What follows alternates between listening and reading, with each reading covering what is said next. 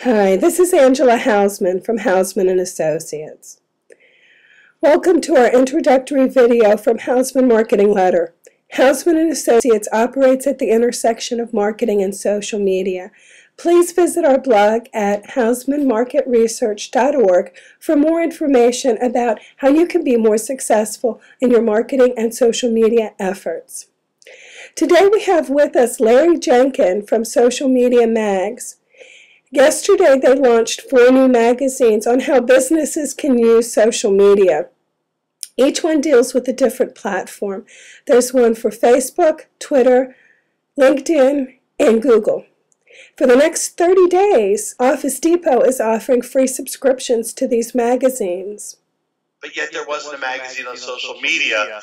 And then it brings up the question, which is why 4 publications? And, for the marketing people who are listening to it, it's an interesting situation because I started to think, okay, we got to do a magazine on social media. But then I asked another question. I said, all right, if somebody is going to compete against me, and I knew it was only a matter of time before I had competitors, it's too big and hot of a market for nobody to compete against me. I said, okay, how would I compete against myself?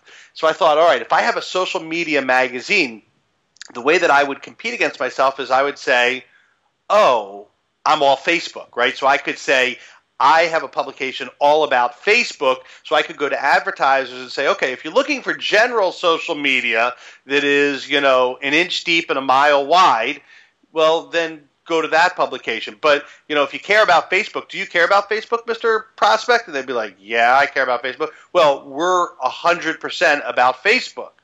And then, so I said, all right, well, that would be a good way to compete against a general social media publication. And then I thought, well, then somebody else would do it for Twitter. Somebody else would do it for LinkedIn. And so it kind of led me down the path. I've got to make myself bulletproof, or as bulletproof as I could be. I needed to go down a level and come up with the leading services. And that's kind of how we came up with 4 publications. Well, that makes sense. You're actually thinking like a marketer when you talk about trying to think about competitors coming into the space. So tell me a little bit about your background, if you don't mind. Well, I have had 6 different businesses in 6 different industries. The one that I found that I was actually the most competent at is publishing. So I've had a publishing company for over the past decade. And, my first venture in magazine publishing, and I've done books and newsletters and custom publishing and all sorts of different, aspects of publishing. But I had published a magazine called Blogger and Podcaster. And Blogger and Podcaster I was so excited about, but it failed. And I lost a huge amount of money that actually, I literally at one point in time lost everything.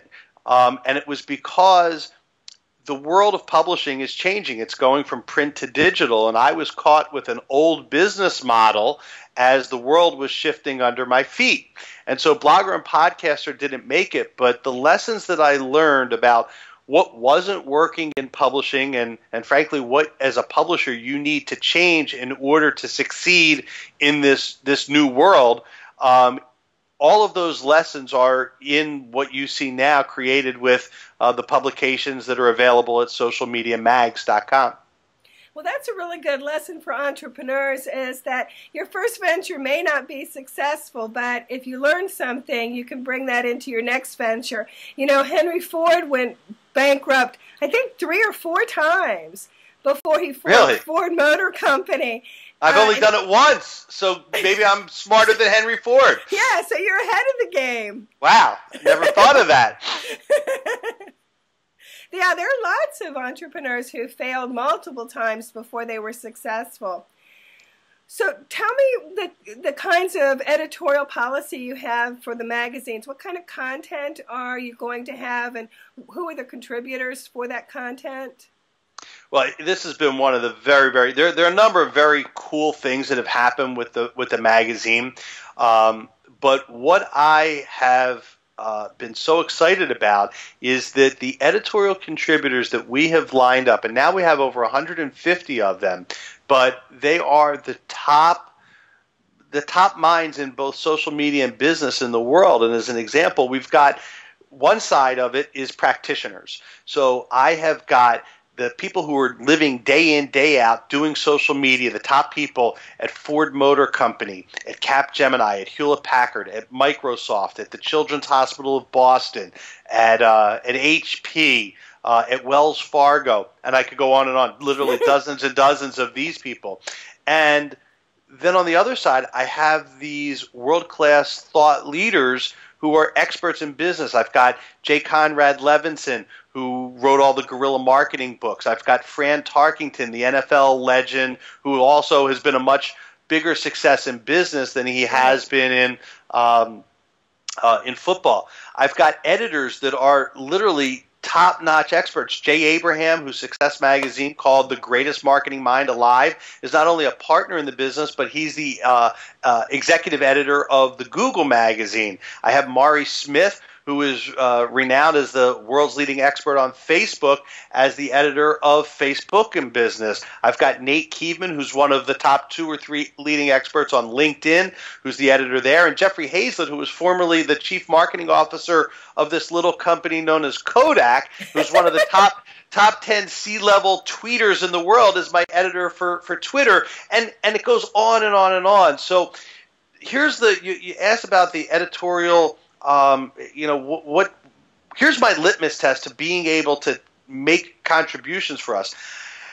I don't care who you are. I don't care if you are living in a garage, and have never published anything of note.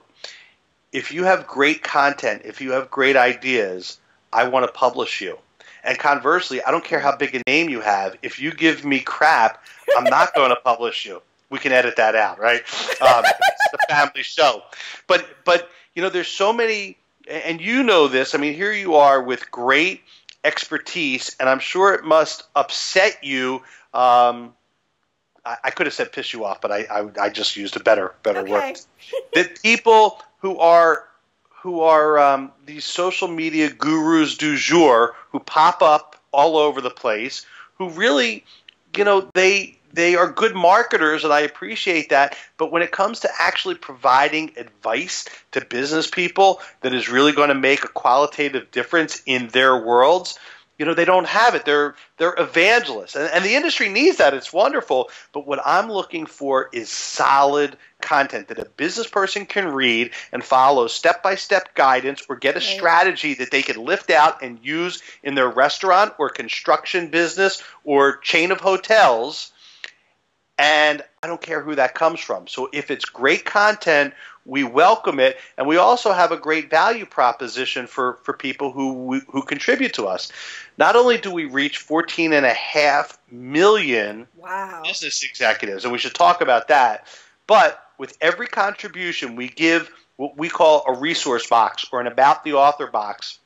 That's 100 words that gets published with any submission. That submission could be text, it could be audio, it could be video, and you control that 100 words. So you can promote in the box. That keeps the editorial content pristine and gives a great business value for our contributors who get accepted and provide content. And so I think that it's a great win-win, and that's kind of how we work. We're a meritocracy. As long as you have great content, we would love to publish you, and if you don't, we're not going to.